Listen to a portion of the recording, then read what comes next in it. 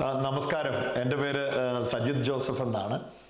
അതെ, ആ സജിത് ജോസഫ് തന്നെ ഈ ദിവസങ്ങളിൽ ഇടുക്കി ജില്ലയിൽ പരുന്തുംപാറയിലെ മാധ്യമ ശ്രദ്ധ മുഴുവൻ തിരിഞ്ഞ സജിത് ജോസഫ് തന്നെ കയ്യേറ്റം, സർക്കാർ ഭൂമി അനധികൃതമായി കയ്യേറ്റം ചെയ്ത് ആ കയ്യേറ്റം ചെയ്ത ഭൂമിയിൽ കുരിശ് സൃഷ്ടിച്ചു എന്ന് നിങ്ങൾ മാധ്യമ വാർത്തകളിൽ കണ്ട ആ സജിത് ജോസഫ് തന്നെ ഇപ്പോൾ നിങ്ങളുടെ മുമ്പിൽ വരികയാണ്. 3 ഉദ്ദേശങ്ങളാണ് ഈ സംസാരത്തിനുള്ളത്. ഒന്നാമത്തെ ഉദ്ദേശം എൻ്റെ ഭാഗം നിങ്ങൾ കേട്ട വിഷയത്തിൽ പറയുക എന്നുള്ളതാണ്. എൻ്റെ ഭാഗം ഞാൻ ഒരു മീഡിയയുടെ മുമ്പിലും പറഞ്ഞിട്ടില്ല ഇതുവരെ. എൻ്റെ ഭാഗം ഒരു മീഡിയക്കാരും ചോദിച്ചിട്ടില്ല. ഞാനിപ്പോൾ നിങ്ങളുടെ മുമ്പിൽ വന്ന് എൻ്റെ ഭാഗം പറയുകയാണ്. രണ്ടാമത്തെ ഉദ്ദേശം, ഞാൻ കത്തോലിക്ക സഭാംഗവും കത്തോലിക്ക സഭയിൽ നിന്നുകൊണ്ട് സുവിശേഷ പ്രവർത്തനം ചെയ്യുന്ന ഒരാളാണ്. സ്വാഭാവികമായും ഇൻ്റർനെറ്റിലും നേരിട്ടുമൊക്കെയായി ലക്ഷക്കണക്കിന് ആൾക്കാർ ഈ ശുശ്രൂഷകൾ കാണുകയും കേൾക്കുകയൊക്കെ ചെയ്യുന്നുണ്ട്. അപ്പോൾ അവരുടെ ഇടയിലുള്ള തെറ്റിദ്ധാരണകൾ അതിന് മാറ്റം വരുത്തുക എന്നുള്ളതാണ്. മൂന്നാമത് ഈ സംസാരത്തിൻ്റെ ഉദ്ദേശം, ഇത് ആർക്കുമുള്ള മറുപടിയോ ആരോടോ ഉള്ള ഉത്തരമോ പ്രതികാരമോ, നിങ്ങളിത് മനസ്സിലാക്കിയിരിക്കണം, നിങ്ങളിത് മനസ്സിലാക്കിയില്ലായിരുന്നോ, ഇങ്ങനെയുള്ള ചോദ്യങ്ങളൊന്നും ഇതിലില്ല. ഇത് തികച്ചും ഞാൻ എൻ്റെ കടന്നുപോയിക്കൊണ്ടിരിക്കുന്ന യാഥാർത്ഥ്യങ്ങളുടെ ഒരു വിശദീകരണമാണ്. കൂടുതൽ മുഖവരകളില്ലാതെ വിഷയത്തിലേക്ക് പ്രവേശിക്കട്ടെ. പരുന്തുംപാറയിൽ ഞാൻ എത്തുന്നതും ഞാനിവിടെ ചെയ്യാൻ ആഗ്രഹിച്ച കാര്യങ്ങളുമെല്ലാം ഒരു ദൈവനിയോഗത്തിൻ്റെ ഭാഗമാണ്.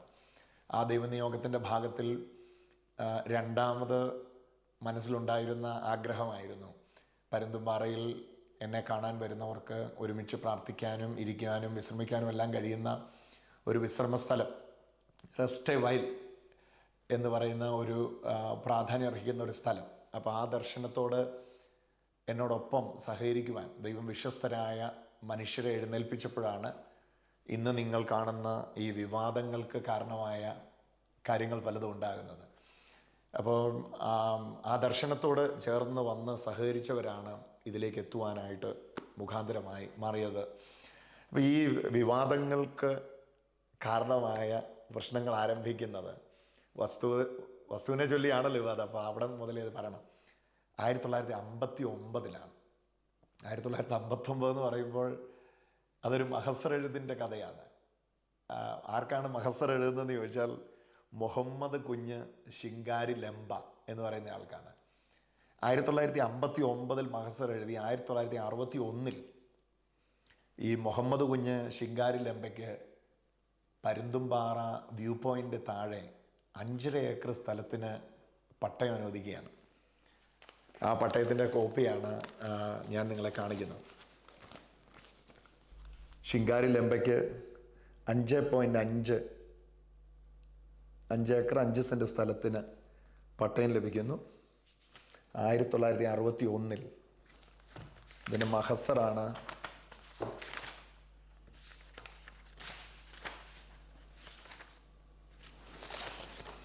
ഇതിൻ്റെ മഹസർ തയ്യാറാക്കുമ്പോൾ നിങ്ങൾക്കിത് കാണാം.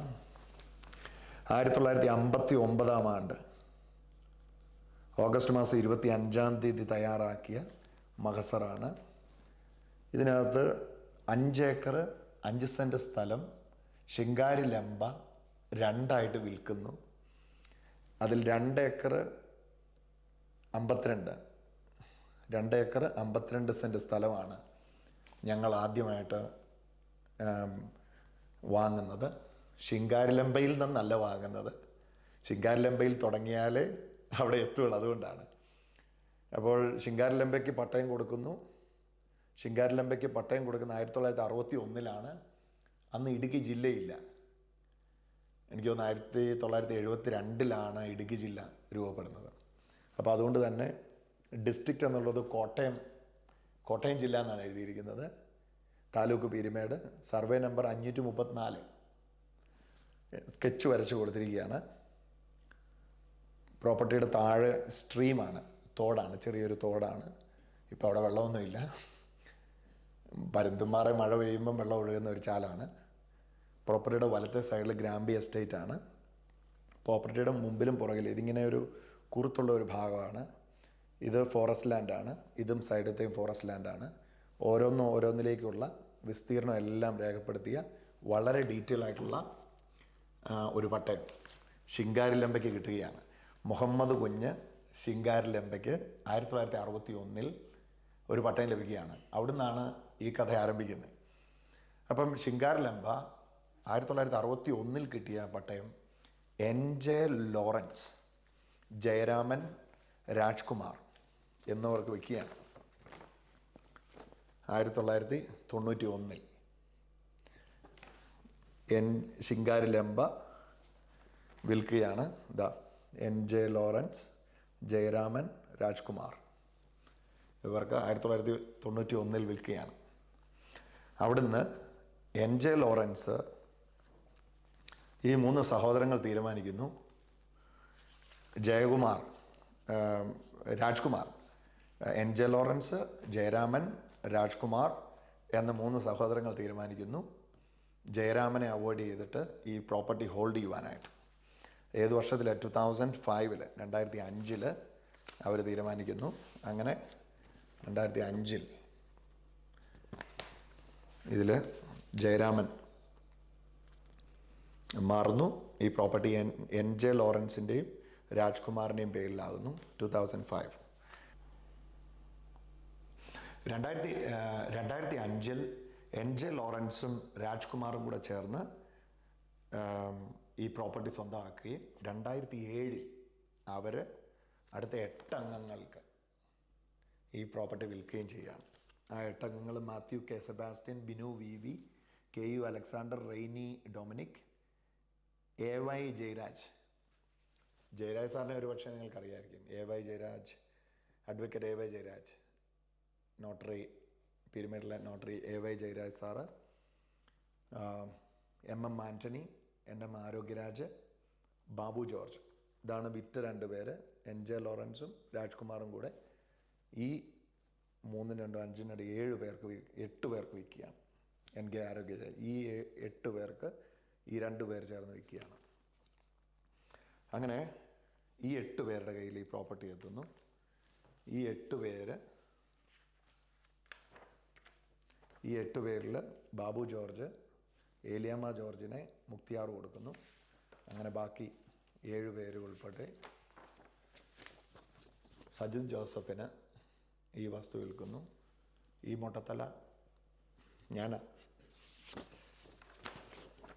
വിൽക്കുന്നു. അങ്ങനെ 1961 തുടങ്ങിയ കാര്യം 2021 ഞാനിതിലേക്ക് രംഗപ്രവേശനം ചെയ്യുന്നു. 2021 വരുമ്പോഴും ഈ പ്രോപ്പർട്ടി പീരുമേട് താലൂക്കിൽ 534 എന്ന സർവേ നമ്പറിൻ്റെ കീഴിലാണ് ഈ 5 ഡോക്യുമെൻറ്റുകളും നടന്നിരിക്കുന്നതും. അത് 1961 മുതൽ 2025 വരെ 64 വർഷം ഇടുക്കി ജില്ല രൂപപ്പെടുന്നു. മഞ്ജുമല എന്ന് പറയുന്ന വില്ലേജ് അത് കഴിഞ്ഞ് രൂപപ്പെടുന്നു. പക്ഷെ 64 വർഷം ഈ പ്രോപ്പർട്ടി 534 പീരുമേട് വില്ലേജിൽ കരമടച്ച് പോക്കുവരവ് നടത്തി അതാത് സമയങ്ങളിൽ എൻകംബ്രൻസ് സർട്ടിഫിക്കറ്റ് ഇത് സംബന്ധിച്ചുള്ള മുഴുവൻ രേഖകളും ഇതിനകത്ത് ഇപ്പോൾ ഉള്ളതല്ല, മുമ്പുള്ള ലൊക്കേഷൻ സ്കെച്ചുകൾ,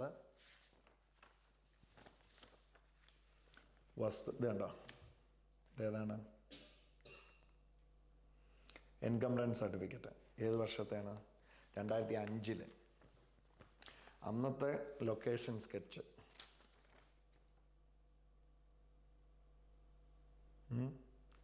അതുകൊണ്ടോ വിസ്തീർണം, ലൊക്കേഷൻ മാപ്പ് 2007 വസ്തുവിൻ്റെ സർട്ടിഫിക്കറ്റ്, അന്നത്തെ കരമടച്ച റെസിപ്റ്റ് 534. അപ്പോൾ ഇങ്ങനെ ഇത് മുന്നോട്ട് വരുന്നു. അങ്ങനെ ഇനി ഇതെല്ലാം മാറ്റി വെച്ചിട്ട്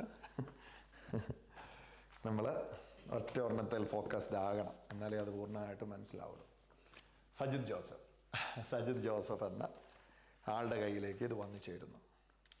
ഇപ്പോൾ 2021 സജിത് ജോസഫ് ഈ വസ്തു വാങ്ങുന്നു.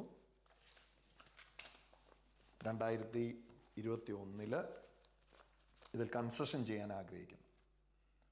ഞാൻ പറഞ്ഞുവല്ലോ, ഇത് ഞാൻ ഒറ്റയ്ക്ക് ചെയ്ത ഒരു കാര്യമല്ല. വിശ്വസ്തരായ ഒരാൾ എന്നോടൊപ്പം, ഒരു വ്യക്തി, അദ്ദേഹത്തിൻ്റെ പേര് പോലും പറയാൻ ഇപ്പോൾ ഇഷ്ടപ്പെടുന്നില്ല, അവനെ ഞാൻ പേര് പറയാത്ത ഒരാൾ തുടങ്ങി. ഇപ്പം അത് 5 പേരിലേക്ക് വർദ്ധിച്ചു വന്ന 5 പേർ ഒരുമിച്ച് ചെയ്ത ഒരു പ്രൊജക്റ്റ്, ചെയ്തുകൊണ്ടിരിക്കുന്ന ഒരു പ്രൊജക്റ്റ്. അപ്പം ഇതാണ് ഇതിൻ്റെ അവകാശ രേഖ, സാക്ഷ്യപത്രം. ഇതിൻ്റെ എല്ലാം ഡേറ്റ്സ് നോക്കാം. 2024 ലൊക്കേഷൻ സ്കെച്ച്, ഇതെല്ലാം ഞാൻ മേടിച്ചതാണ്, എൻ്റെ പേരിൽ കിട്ടിയതാണ്. കടമാഞ്ചിറയിൽ കൊട്ടാരത്തിൽ വീട്ടിൽ ജോസഫ്, മകൻ സജിത് ജോസഫ് എന്നയാൾക്ക് കൈവശത്തിൽ കൊടുത്തിരിക്കുന്നതാണ്. Okay, details. ഇത് പീരുമേട് പഞ്ചായത്തിൽ നിന്ന് നമുക്ക് ബിൽഡിംഗ് പണിയാൻ വേണ്ടി, ബിൽഡിംഗ് പെർമിറ്റ് പണിയാൻ വേണ്ടിയുള്ള പെർമിറ്റ് അനുവദിച്ചുകൊണ്ടുള്ള ബിൽഡിംഗ് പെർമിറ്റ്. എൻ്റെ ആധാരം. അപ്പോൾ ഇങ്ങനെ ബിൽഡിംഗ് പണിയാൻ പെർമിറ്റ് കിട്ടി. ബിൽഡിംഗ് പണി നടന്നു. ഇപ്പോൾ പ്രാർത്ഥിക്കാൻ വരുന്നവർക്ക് ഒരുമിച്ച് കൂടുക, ഓഫ് കോഴ്സ്, അങ്ങനെയുള്ള താല്പര്യത്തിലാണ്. ഞാൻ ഒരു ധ്യാനം ഒക്കെ നടത്തുന്ന ആളാണ്. കുറച്ച് വചനമൊക്കെ ആൾക്കാർക്ക് പറഞ്ഞു കൊടുക്കുകയും ഒക്കെ ചെയ്യുന്ന ഒരാളാണ്. അപ്പോൾ അതുകൊണ്ട് തന്നെ പലയിടങ്ങളിൽ നിന്ന് ആൾക്കാർ വരുന്നു. അപ്പോൾ ഈ വരുന്നവരുമായിട്ട് ഒരുമിച്ചൊന്ന് ഇൻട്രാക്ട് ചെയ്യാനായിട്ട് മറ്റ് സ്ഥലങ്ങളൊന്നുമില്ല. അപ്പോൾ അതുകൊണ്ട് അതിനൊരു സ്ഥലമായിട്ട് വരുന്നവർക്ക് വിശ്രമിക്കാം, ഒരുമിച്ച് പ്രാർത്ഥിക്കാം, അത്തരത്തിലുള്ള ഒരു സ്ഥലം. അങ്ങനെയാണ് ഇതിനെ മുമ്പിൽ കണ്ടത്.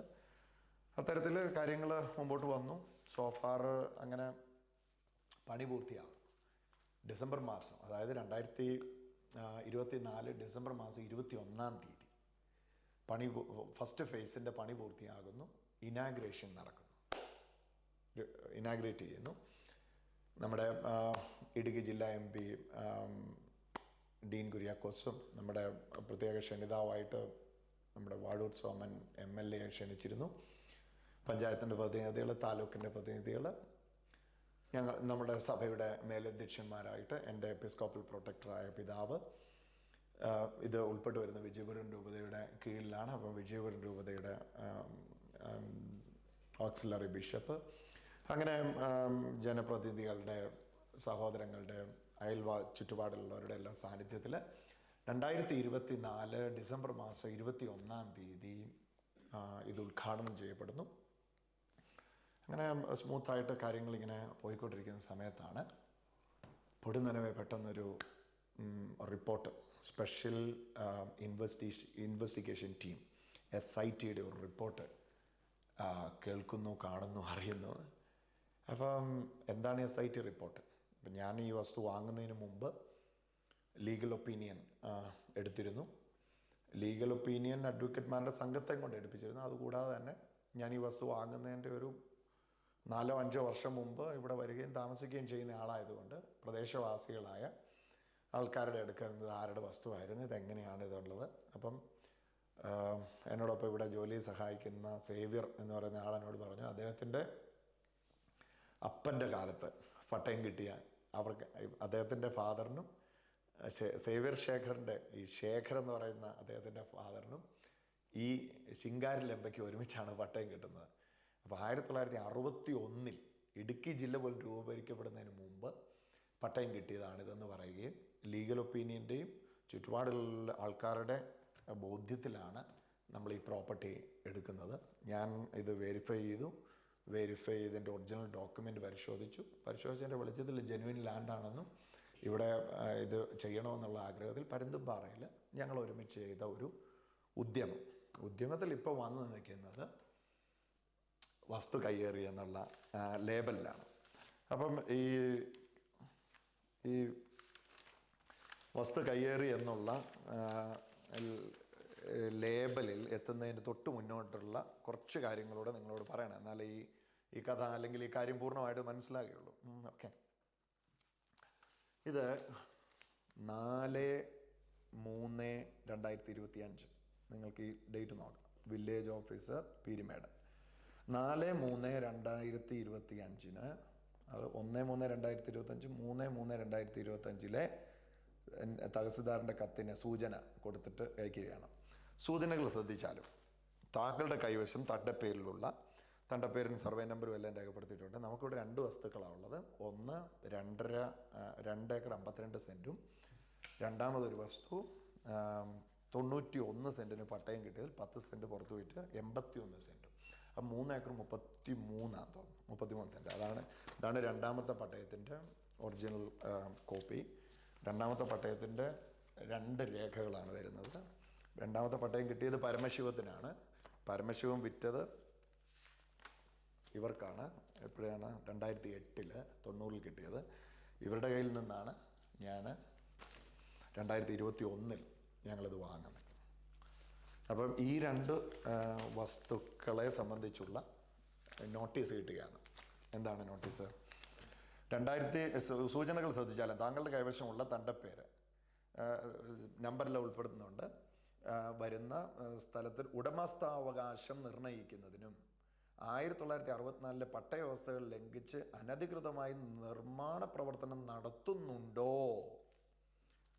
എന്ന് പരിശോധിക്കുന്നതിനുമായി താങ്കളുടെ കൈവശമുള്ള പട്ടയം വരെയുള്ള ആധാരങ്ങളുടെ പകർപ്പ്, പഞ്ചായത്തിൽ നിന്നുള്ള കെട്ടിട നിർമ്മാണത്തിൻ്റെ അനുമതി പത്രം എന്നിവ പീരിമേട് ഭൂരേഖാ തഹസിൽദാർ മുമ്പാകെ 7 ദിവസത്തിനകം സമർപ്പിക്കേണ്ടിയിരിക്കുന്നു. ഏതാണ്? 4-ാം തീയതി, മാർച്ച് മാസം 4-ാം തീയതി വില്ലേജിൽ നിന്ന് നിങ്ങൾക്ക് നിങ്ങളുടെ രേഖകൾ പരിശോധിക്കണം. എന്തിനാണ്? ഇത് അനധികൃതമായി നിർമ്മാണം പട്ടയവ്യവസ്ഥ ലംഘിച്ച് നടന്നിട്ടുണ്ടോ എന്നറിയാൻ വേണ്ടി. 4-ാം തീയതി. അപ്പോൾ 4-ാം തീയതി നടന്നിട്ടുണ്ടോ എന്നറിയാൻ വേണ്ടി 7 ദിവസത്തിനകത്ത് 7 ദിവസത്തിനകം ഹാജരാക്കണം എന്ന് പറയുന്നത്. അപ്പം 4-ഉം 7-ഉം 11-ാം തീയതിക്കകത്ത്, അതായത് മാർച്ച് മാസം 11-ാം തീയതിക്കകത്ത് നിങ്ങളുടെ ഇതിനകത്ത് എന്തെങ്കിലും നടന്നിട്ടുണ്ടോ എന്നറിയാനായിട്ട് ഹാജരാക്കണമെന്ന് കത്ത് കിട്ടി. കത്ത് കിട്ടിക്കഴിഞ്ഞിട്ട് പിന്നെ ഞാൻ കാണുന്നത് മാധ്യമങ്ങളിൽ മുഴുവൻ അനധികൃതമായ കയ്യേറ്റം കണ്ടെത്തി. അനധികൃതമായ വില്ലേജ് ഓഫീസറുടെ കത്താണ് ഞാൻ കാണിക്കുന്നത്. ഞാൻ ഈ കത്ത് വേണമെങ്കിൽ ഡിസ്പ്ലേ ചെയ്യാൻ വേണ്ടി. അപ്പം വില്ലേജ് ഓഫീസർ പറയുന്നത് നടന്നിട്ടുണ്ടോ എന്ന് പരിശോധിക്കണം. പരിശോധിക്കാൻ വേണ്ടി ഹാജരാക്കാൻ പറയുന്നത് 4-ാം തീയതി തന്നെ. ഇത് കൈപ്പറ്റി അന്ന് തന്നെ മുഴുവൻ രേഖകളും, ഇത് മുഴുവൻ അന്ന് കെട്ടിയതാണ് കേട്ടോ, ഈ കെട്ട് അന്ന് കെട്ടിയതാണ്. ഇതിൻ്റെ ഒറിജിനൽ പട്ടയത്തിൻ്റെ പുറകിലെ ആദ്യത്തേൻ്റെ സ്കെച്ച്, രണ്ടാമത്തേൻ്റെ സ്കെച്ച്. അപ്പോൾ ഈ 5 ഏക്കർ 2ആയിട്ട് തിരിഞ്ഞു പോയിട്ടുണ്ടെന്ന് പറഞ്ഞല്ലോ, 2.5 ആയിട്ട്. ആ 2.5 2ൻ്റെയും പട്ടയം, 2ൻ്റെയും ഇത് ഡ്രോയിങ്, എന്താണ് അതിന് പറയുന്നത്, സ്കെച്ച്, 2ൻ്റെയും സ്കെച്ച് 1959 വിറ്റതും 1959 2 മാസങ്ങൾ വ്യത്യാസത്തിൽ തയ്യാറാക്കിയിരിക്കുന്ന മാസങ്ങളുടെ റിപ്പോർട്ട്. ഇത് റവന്യൂ, ഇത് നമ്മൾ കരമടച്ച രസീത് 64 വർഷം 534 പ്രോപ്പർട്ടി കരമടച്ച പ്രോപ്പർട്ടി, അതിൻ്റെ രസീത്. ഇതെല്ലാം ആയിട്ട് എത്തുന്നു. 4-ാം തീയതി നിരോധന ഉത്തരവ് പരുന്തുംപാറയിൽ നിലവിൽ വരുന്നു. ഏത് 4-ാം തീയതി? ഈ വില്ലേജ് ഓഫീസിൽ കൊണ്ട് നിങ്ങളുടെ രേഖകൾ സബ്മിറ്റ് ചെയ്യണമെന്ന് പറഞ്ഞാൽ അതേ 4/3/2005 പീരുമേട് വില്ലേജിലുള്ള 534 നടന്നു വന്നുകൊണ്ടിരിക്കുന്ന എല്ലാ കൺസ്ട്രക്ഷനുകൾക്കും നിരോധന ഉത്തരവ് കിട്ടുന്നു. ഈ ഡേറ്റ് മറക്കരുത്, ഇതിൽ വലിയൊരു ട്വിസ്റ്റുള്ള ഡേറ്റാണ്. ഏതാണിത്? 4/3/2025. ഇത് കണ്ടോ, ഭൂരേഖ പതിവ് ചട്ടങ്ങളുടെ ലംഘനമായി ഭൂമി കയറിയ ഭൂമി സംബന്ധിച്ചുള്ള ഇത് നിർമ്മാണങ്ങൾ, കെട്ടിട നിർമ്മാണ പ്രവർത്തനങ്ങൾ കംപ്ലീറ്റ് നിർത്തിവെക്കണം എന്ന് പറഞ്ഞ് പീരുമേടിൽ ഇവിടെ 534 നടക്കുന്ന എല്ലാവർക്കും ഈ നിരോധന ഉത്തരവ് ബാധകമായി. കഴിഞ്ഞ ദിവസങ്ങളിൽ നിങ്ങൾ വാർത്തയിലൊക്കെ കണ്ടു കാണുമല്ലോ. ഇത് ഇഷ്യൂ ചെയ്തിരിക്കുന്നത് 4/3/2025, അതായത് 4-ാം തീയതി 3-ാം മാസം 2025 അന്നാണ് ഈ ഉത്തരവ് കിട്ടിയിരിക്കുന്നത്. ഞാൻ അന്ന് 4-ാം തീയതി വൈകുന്നേരം 3 മണിക്ക് ഒപ്പിട്ട് വാങ്ങി ഈ നിരോധിത ഉത്തരവ്. അതിൻ്റെ കോപ്പി ഞാൻ വേണം കാണിക്കാം. നിരോധിത ഉത്തരവ് ഒപ്പിട്ട് വാങ്ങി. ഇനി ആണ് ഇവിടുന്ന് നമ്മൾ വിവാദമായ കുരിശിലേക്ക് പോകുന്നത്. അപ്പോൾ വിവാദമായ കുരിശിലേക്ക് പോകണമെങ്കിൽ കുരിശിലേക്ക് പോകുമ്പം കുറച്ച് പേഴ്സണൽ കാര്യങ്ങൾ കാണിക്കേണ്ടി വരും. അപ്പം വിവാദമായ കുരിശിലേക്ക് പോകണമെങ്കിൽ ആദ്യം എൻ്റെ വാട്സാപ്പ് തുറക്കണം. അപ്പം ഞാൻ സ്ക്രീൻ റെക്കോർഡ് ചെയ്തുകൊണ്ട് ഞാൻ വാട്സാപ്പ് തുറന്ന് കാണിക്കാം. അപ്പം നിങ്ങൾക്ക് മനസ്സിലാവും. ഇതാണ് നമ്മളുടെ ചേട്ടൻ. ആരാണിത്? ചേട്ടൻ്റെ ഫുൾ ഫോട്ടോ കാണിക്കാൻ പറ്റുന്നുണ്ട്. ഫ്ലൈറ്റ് മോഡിൽ ഇട്ടിരിക്കുന്നുണ്ട്. ഈ ചേട്ടൻ്റെ പേര് ബിജു എന്നാണ്. അപ്പം നമ്മൾ ഈ statue of mother Mary at the foot of the cross, അത് അന്ന് സേവ് ചെയ്തതാണ്. അപ്പോൾ ഈ ചേട്ടനെയാണ് നമ്മൾ കുരിശുണ്ടാക്കാൻ വേണ്ടി സമീപിക്കുന്നത്. അപ്പോൾ ഇതാണ് ഞാൻ കൊടുത്ത പിക്ചർ.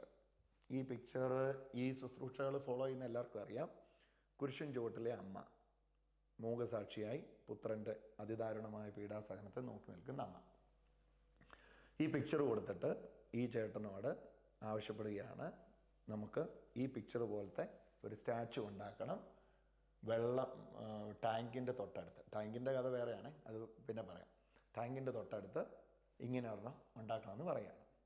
അപ്പോൾ ഈ ചേട്ടൻ സ്വന്തം കൈപ്പടയിൽ ഫെബ്രുവരി മാസം 19-ാം തീയതി, ഈ ഡേറ്റാണ് ഏറ്റവും പ്രധാനപ്പെട്ടത്, സ്വന്തം കൈപ്പടയിൽ വരച്ച് ഇങ്ങനെ ഒരെണ്ണം തന്നു. അപ്പോൾ ആ വരയിൽ ഈശോയുടെ അത് ഇച്ചിരൂടെ താന്ന് കിടക്കണമായിരുന്നു, എന്നാലും മാതാവ് അടുത്ത് നിൽക്കുന്നതിന് ഇതുണ്ടാവുള്ളൂ. അപ്പോൾ ഞാനത് വീണ്ടും വരയ്ക്കാൻ പറഞ്ഞിട്ട് രണ്ടാമത് ഈശോയുടെ മാത്രം ചിത്രം അദ്ദേഹം വരച്ചു വിട്ടു.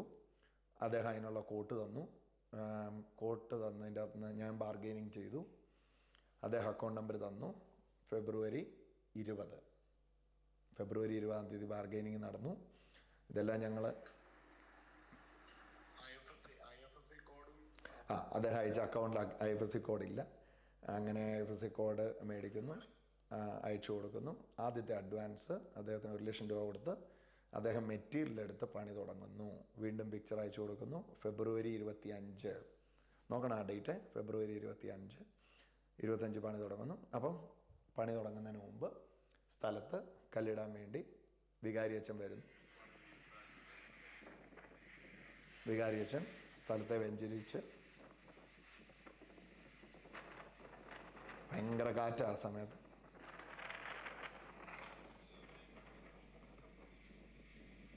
സ്ഥലം വെഞ്ചരിക്കുന്നു.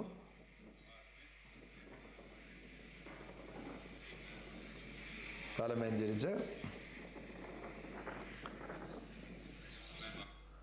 വെഞ്ചരിച്ച് പണി തുടങ്ങുന്നു.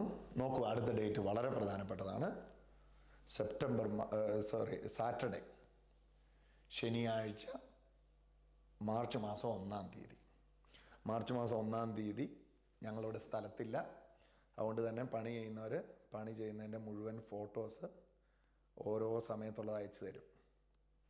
ഈ ഫോട്ടോ ഏറ്റവും പ്രധാനപ്പെട്ട ഫോട്ടോയാണ്. നോക്കൂ, ഇത് നിങ്ങൾ ഇതിൽ കണ്ടിട്ടുണ്ടാകും. ഏതിലാണ്?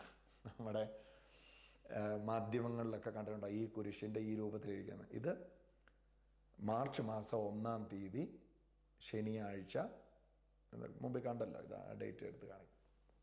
ഇതാ മാർച്ച് മാസം 1-ാം തീയതി ശനിയാഴ്ച ഉച്ചയ്ക്ക് 1:12, ഈ മൂലയ്ക്കത്തിൻ്റെ സമയം കാണാമല്ലോ, 1:12 കുരിശ് രൂപത്തിലായി കഴിഞ്ഞു. മറക്കരുത് ഡേറ്റ്, മാർച്ച് മാസം 1-ാം തീയതി കുരിശ് രൂപത്തിലായി കഴിഞ്ഞു. അത് കഴിഞ്ഞിട്ട് മാർച്ച് മാസം, അത് ശനിയാഴ്ചയാണ്. സൺഡേ അദ്ദേഹം ഇവിടുത്തുകാരനല്ല, ഈ ബിജു എന്ന് പറയുന്ന ആൾ ഇവിടുത്തുകാരനല്ല.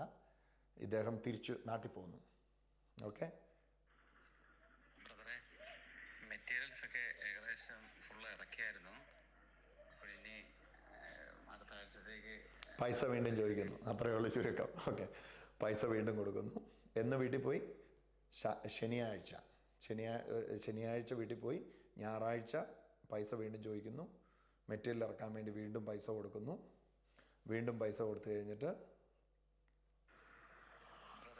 ഇന്ന് പഞ്ചായത്തിൽ എനിക്കൊരു ചെറിയൊരു ആവശ്യം ഉണ്ടായിരുന്നു. അത് കാരണം തിങ്കളാഴ്ച രാവിലെ, അതായത് 3-ാം തീയതി മാർച്ചിന് കോൺട്രാക്ടർ മെസ്സേജ് അയക്കുന്നു, ഞങ്ങൾക്ക് ഇന്ന് വരാൻ പറ്റില്ല, ഇന്ന് പണി നടത്താൻ പറ്റില്ല, ഞങ്ങൾക്ക് പഞ്ചായത്തിലൊരു കാര്യമുണ്ട്, അതുകൊണ്ട് പണി വരുത്താൻ പറ്റില്ല. അപ്പം ഞാൻ അദ്ദേഹത്തോട് പറയുന്ന മറുപടി കേട്ടു. അവിടെ കുറച്ച് നിയമപരമായ പ്രശ്നങ്ങൾ, വെറുതെ ഒന്നുമില്ല, നമ്മുടെ പേപ്പേഴ്സ് എല്ലാം കറക്റ്റാണ്, അപ്പം ചുമ്മാ കുറച്ച് അലിഗേഷൻസ് ഇങ്ങനെ ഉണ്ടാക്കുന്നുണ്ട്. ഞാൻ പറയുകയാണ് ഇവിടുത്തെ നിജസ്ഥിതി ഇതാണ്, പ്രശ്നങ്ങളുണ്ട്, എൻ്റെ കയ്യിൽ യാതൊരു സ്റ്റോപ്പ് മെമ്മോയും കിട്ടിയിട്ടില്ല, നിങ്ങളെ ഞാൻ കാണിച്ചതാണ്, നിരോധന ഈ കൺസെഷൻ ചെയ്യരുത് എന്ന കളക്ടറുടെ ഉത്തരവ് പുറപ്പെടുവിച്ച് 4-ാം തീയതിയാണ് ഉത്തരവ് എൻ്റെ കയ്യിൽ കിട്ടുന്നത്. പണി അവസാനിച്ചത് എന്നാന്ന് മറക്കരുത്, പണി അവസാനിച്ചത് 1-ാം തീയതിയാണ്. 1-ാം തീയതി കുരിശിൻ്റെ രൂപം നിങ്ങൾ എങ്ങനെയാണെന്ന് കണ്ടല്ലോ. ഇത് ഏഷ്യാനെറ്റുകാരുടെ വാർത്തയ്ക്കകത്തും ഇതുകൊണ്ട് ഞാൻ അതിൻ്റെ സ്ക്രീൻഷോട്ട് നിങ്ങളെ കാണിക്കാം. അപ്പോൾ ഇനി ഉടനെ പണിയാൻ വരരുതെന്ന് ഞാൻ പറഞ്ഞ ഉടനെ അദ്ദേഹം എന്നോട് പറയുകയാണ്, ഒരു 14 ചാക്കോളം സിമെന്റ് അവിടെ ഇരിപ്പുണ്ടായിരുന്നു. അപ്പോൾ അത് തണുത്ത് ചിലപ്പം തണുത്ത് ചിലപ്പോൾ കട്ടയാൻ സാധ്യതയുണ്ടായിരുന്നേ. ഓക്കെ. അപ്പം ഇനി ഞാൻ ഇദ്ദേഹത്തിന് ഈ നിരോധനാജ്ഞ അയച്ചു കൊടുക്കുകയാണ്. എന്താണ് നിരോധനാജ്ഞ? ഇത് 4-ാം തീയതി, നിങ്ങൾ ഈ ഡേറ്റാണ് ഏറ്റവും പ്രധാനപ്പെട്ടത്, 4/3/2025. 4/3/2025. അപ്പം 4/3/2025 കളക്ടറുടെ ഉത്തരവ് വരുന്നു. 534 ഉൾപ്പെടുന്ന വസ്തുവിൽ നടത്തിക്കൊണ്ടിരിക്കുന്ന എല്ലാ കൺസ്ട്രക്ഷനുകളും അവസാനിക്കണം. ശരിക്കും കുരിശ് എപ്പോൾ ഉണ്ടായതാണ്? 1-ാം തീയതി കുരിശ് ആ രൂപത്തിലവിടെ ഉണ്ടായതാണ്. പക്ഷേ സംഭവം എങ്ങനെയാണ് വന്നത്? കയ്യേറിയ സ്ഥലത്ത് കയ്യേറ്റം നിലനിർത്താനായിട്ട് കുരിശ് സ്ഥാപിച്ചു. കയ്യേറിയ സ്ഥലമാണോ എന്ന് 7 ദിവസത്തിനകത്ത് തെളിയിക്കാൻ വേണ്ടി രേഖ ഹാജരാക്കാൻ പറഞ്ഞിരിക്കുകയാണ്. അപ്പം വാർത്ത കയ്യേറിയ സ്ഥലമായി, ആ കയ്യേറിയ സ്ഥലം നിലനിർത്താൻ വേണ്ടി കുരിശ് സ്ഥാപിച്ചു എന്നായി. അപ്പം ഏകദേശം ഇത് ക്ലിയറായിട്ട് നിങ്ങൾക്ക് മനസ്സിലായി കാണും. ആ സമയത്ത് യാതൊരു തരത്തിലുള്ള സ്റ്റോപ്പ് മെമ്മോ ഇവിടെ കിട്ടിയിട്ടില്ല. എന്നാണ്? മാർച്ച് മാസം 1-ാം തീയതി. മാർച്ച് മാസം 1-ാം തീയതി കുരിശ് ഏത് രൂപത്തിലാണോ കാണുന്നത് അതേ രൂപത്തിൽ തന്നെയാണ് കുരിശുണ്ടായിരുന്നത്. ഇതിൻ്റെ അകത്ത് ഏഷ്യാനെറ്റിൻ്റെ വാർത്തയ്ക്കകത്ത് ഈ കുരിശ് മാർച്ച് മാസം 1-ാം തീയതി കാണിക്കുന്നുണ്ട്. ഞാൻ അതുകൂടെ നിങ്ങളെ കാണിക്കാം. അപ്പം ഞാൻ വാട്സാപ്പിൽ കാണിക്കുന്നതിലപ്പുറത്ത് നിങ്ങൾക്കതൊരു ക്ലാരിറ്റി കിട്ടും. ഇത് കണ്ടോ,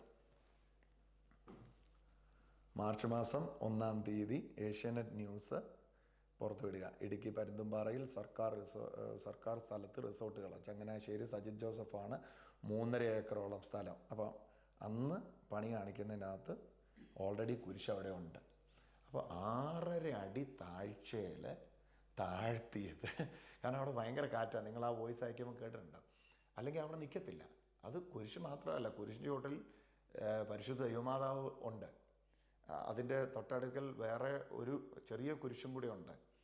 അപ്പോൾ അത് ആ പിക്ചർ കണ്ടില്ലേ? ആ പിക്ചറിലുള്ള മുഴുവൻ കാര്യങ്ങളുണ്ട്. അത് ഒളിച്ചും പാത്തും നിങ്ങളുടെ വീടിൻ്റെ മുറ്റത്ത് നിങ്ങളൊരു ഗ്രോട്ടോ പണിയുന്നു. ചിന്തിക്കൂ, നിങ്ങൾക്ക് ദൈവം തന്ന ലൂർദ് മാതാവിൻ്റെ അല്ലെങ്കിൽ ഇത് മജുഹൂറിലെ മാതാവിൻ്റെ ഒരു ഗ്രോട്ടോ നിങ്ങൾ പണിയുന്നു. ആ തരത്തിലാണ് അതിൻ്റെ പണികൾ നടന്നത്. ഇവിടെ കുരിശിൻ്റെ ഇവിടെ ചാപ്പലുണ്ട്. ചാപ്പൽ ഇവിടെ 21-ാം തീയതി ഈ പ്രമിസസ് ഉദ്ഘാടനം ചെയ്തപ്പോൾ തന്നെ ഇവിടെ ചാപ്പലുള്ളതാണ്. ചാപ്പലുള്ള സ്ഥലത്ത് കുരിശും തൊട്ടി ഉണ്ടാകുന്നതിന് എന്താണ് കുഴപ്പം? ദിവ്യാരൻ എഴുന്നള്ളിച്ച് വെച്ചുള്ള ആരാധന നടക്കുന്നതാണ്. അപ്പോൾ ഇവിടെ കുർബാന ബലി അർപ്പിക്കുന്ന സ്ഥലമാണ്. അപ്പോൾ ഇവിടെ ആ തരത്തിൽ കുരിശ് പണിയുന്നതിന് എന്താണ് കുഴപ്പം?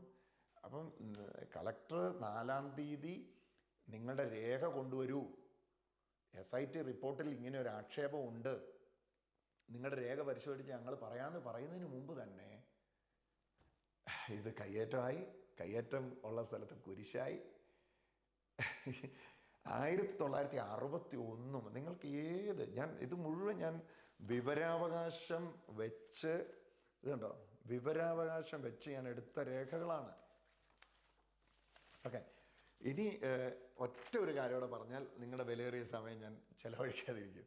അപ്പം ഇതിൻ്റെ അകത്ത് SITയുടെ റിപ്പോർട്ടിൻ്റെ അകത്ത് ഒരു പ്രധാന പരാമർശമായിട്ട് സ്പെഷ്യൽ ഇൻവെസ്റ്റിഗേഷൻ ടീം പറഞ്ഞിരുന്നത് 441 സർവേ നമ്പറിൽ ഉൾപ്പെട്ട സ്ഥലത്താണ് 534 എന്ന സർവേ നമ്പറിൽ കര അടച്ചുകൊണ്ടിരിക്കുന്നത്. ഇതാണ് ഒരു പ്രധാന കണ്ടെത്തലായിട്ട് കണ്ടെത്തിയതും നമ്മുടെ മാധ്യമ സുഹൃത്തുക്കളൊക്കെ പറയുകയും ചെയ്തുകൊണ്ടിരുന്നത്.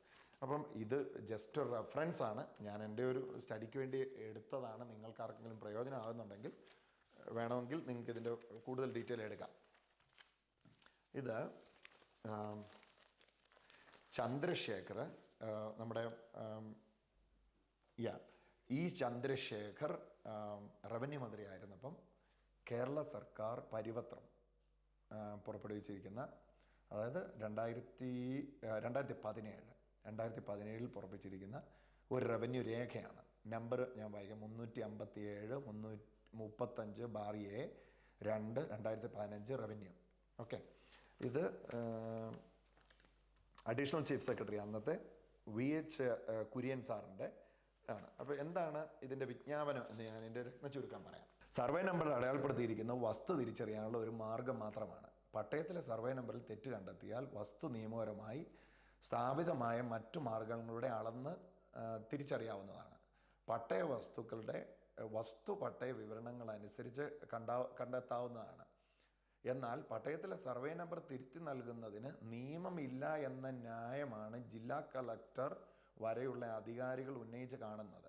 കേരള ഭൂമി നിയമചട്ടം 1964 ചട്ടം 11-12 പ്രകാരം ജില്ലാ കളക്ടർ വരെയുള്ള റവന്യൂ അധികാരികൾക്ക് ശരിയായ അന്വേഷണം നടത്തി യാതൊരു തെറ്റും കൂടാതെ വസ്തു പതിച്ച് നൽകേണ്ട നടപടികൾ സ്വീകരിക്കേണ്ടതായിട്ടുണ്ട്. എന്നാൽ നിയമം ഇപ്രകാരം ഉണ്ടെങ്കിലും മേൽപ്പറഞ്ഞ അധികാരികൾ പലപ്പോഴും അലക്ഷ്യമായ നടപടികൾ സ്വീകരിക്കുന്നതാണ് പട്ടയത്തിലെ സർവേ നമ്പർ തെറ്റായി രേഖപ്പെടുത്താൻ ഇടയാകുന്നത്.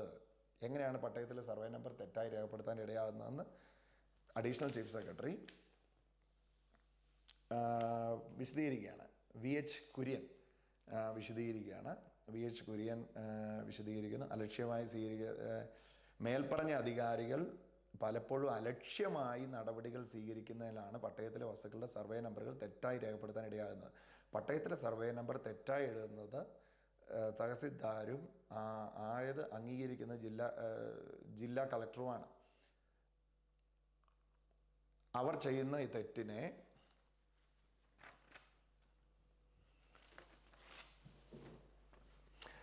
പട്ടയാധാർ അല്ലെങ്കിൽ പട്ടയം കൈമാറ്റം ചെയ്യുന്ന പട്ടയം ലഭിച്ചവർ അനുഭവിക്കണം എന്ന ന്യായം ഉചിതമല്ല.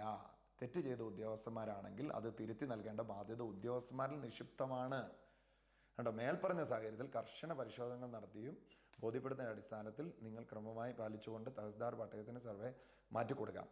ഈ വിഷയവുമായി ബന്ധപ്പെട്ട് ലഭിക്കുന്ന അപേക്ഷകൾ സൂക്ഷ്മമായി പരിശോധിച്ച് അർഹമായ അപേക്ഷയിന്മേൽ ഉചിതമായ മറുപടി സ്വീകരിക്കാത്ത ഉത്തരവാദിത്തപ്പെട്ട ഉദ്യോഗസ്ഥർക്കെതിരെ അച്ചട നടപടി സ്വീകരിക്കേണ്ടതാണ്. റവന്യൂ ലാൻഡ് കമ്മീഷണർ, ജില്ലാ കളക്ടർമാർക്ക്, മുഖ്യമന്ത്രിയുടെ പ്രൈവറ്റ് സെക്രട്ടറിക്ക്, റവന്യൂ വകുപ്പ് പ്രൈവറ്റ് സെക്രട്ടറിക്ക്, റവന്യൂയെ. അപ്പോൾ ഇത് എന്താണ് പരിപത്രം പുറപ്പെടുവിക്കുക. ഇതിൻ്റെ വെളിച്ചത്തിൽ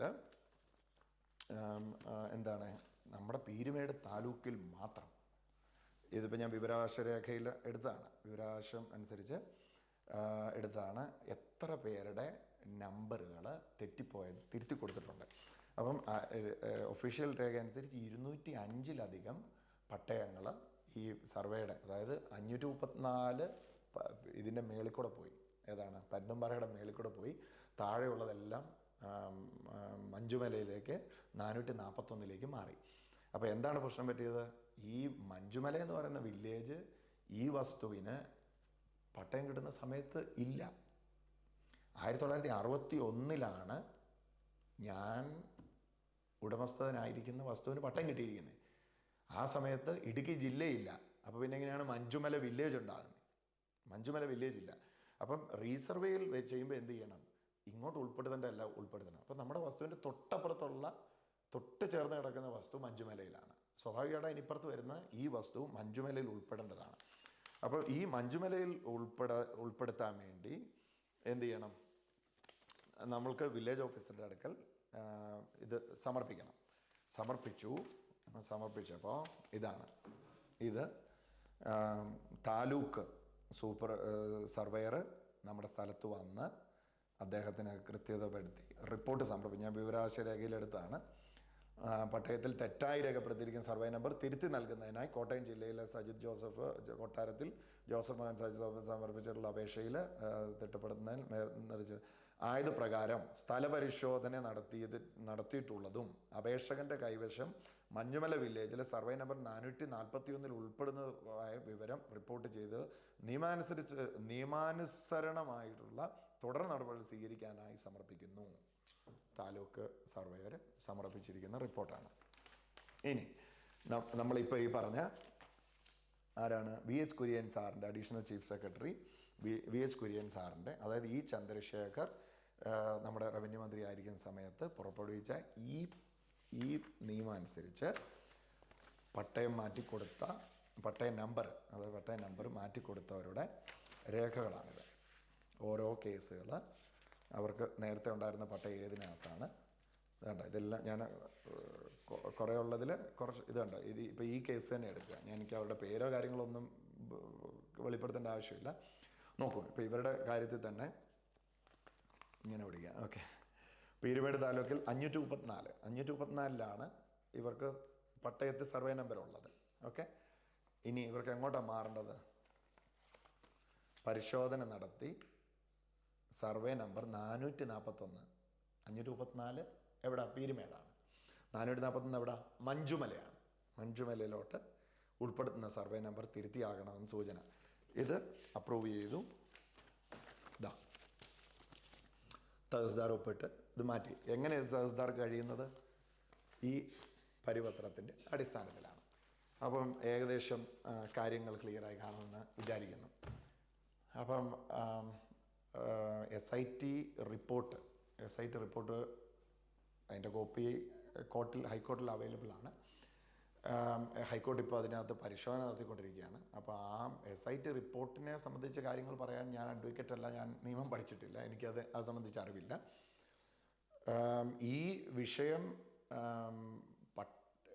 ഇത് എന്താണ്, 4-ാം തീയതി രേഖ സമർപ്പിക്കൂ 7 ദിവസത്തിനകത്ത് എന്ന് പറഞ്ഞതിനിടയിൽ തന്നെ എന്തായി? ഇവിടെ അതിക്രമിച്ച് കയറലായി, കുരിശ് തകർക്കലായി, സ്റ്റോപ്പ് മെമ്മോ തന്ന ശേഷം കുരിശ് പണിത് വന്നായി. സ്റ്റോപ്പ് മെമ്മോ തരുന്നത് 4-ാം തീയതി, കുരിശിൻ്റെ പണി കഴിഞ്ഞത് 1-ാം തീയതി. അപ്പം പകൽ പോലെ കാര്യങ്ങൾ വ്യക്തമായിരിക്കെ ടാർഗറ്റ് ചെയ്യപ്പെടുകയാണ്. അത് അങ്ങേയറ്റം വേദനയുള്ള വാക്കുകളാണ്. നിങ്ങളും ഞാനും എല്ലാം മനുഷ്യരാണ്. ഞാൻ പ്രസംഗിക്കുന്ന ആളോ നിങ്ങൾ പ്രസംഗിക്കാത്ത ആളോ ഒക്കെ ആണെങ്കിലും എൻഡ് ഓഫ് ദി ഡേ നമ്മളെല്ലാം മനുഷ്യരും കുടുംബമുള്ളവരും മക്കളുള്ളവരും കുടുംബജീവിതം നയിക്കുന്നവരുമൊക്കെയാണ്. എന്തിൻ്റെ പേരിലാണെങ്കിലും ഇങ്ങനെ ഒരു ചാപ്പ കുത്തുന്നതിന് മുമ്പ് ഈ കാര്യങ്ങളുടെ നിജസ്ഥിതിയെക്കുറിച്ചൊന്ന് പഠിക്കാൻ ഇടവരണം. എന്താണ് ഞാൻ പറയേണ്ടത്?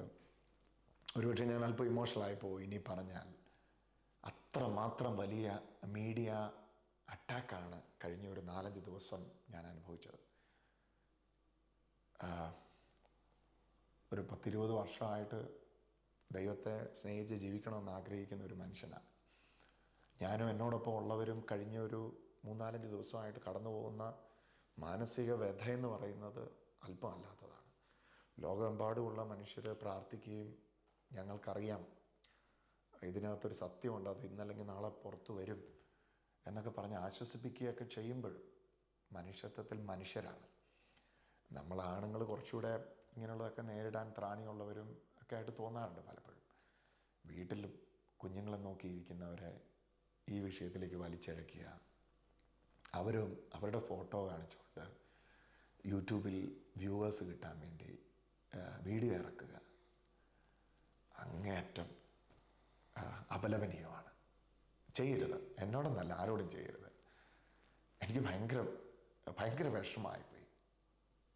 എനിക്ക് പ്രതികാരമൊന്നുമില്ല, എനിക്ക് സങ്കടമാണ്, ഭയങ്കര സങ്കടമാണ്. അത് ഇനി ഞാൻ പറഞ്ഞ ഒരുപക്ഷെ അത് വലിയ വൈകാരിക പ്രകടനത്തിലേക്ക് പോകും.